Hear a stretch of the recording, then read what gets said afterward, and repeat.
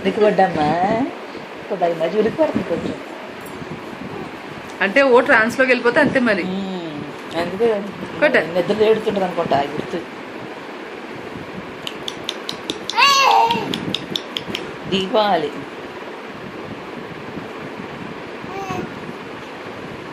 సుల్లురాణి వీడియోలో ఏం పడుతుంది? నీ గోజీ పడతాం చూడు ఎంత వదిలే వదిలే కూర్చో. మా ఇంట్లో కుక్క పిల్ల ఇప్పుడిప్పుడే నడక నేర్చుకుంటున్న కుక్క పిల్ల.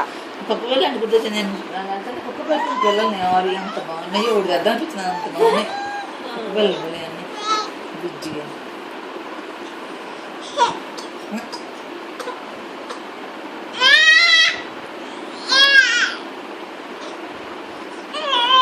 ఎత్తుకుని నడుస్తానేంటి?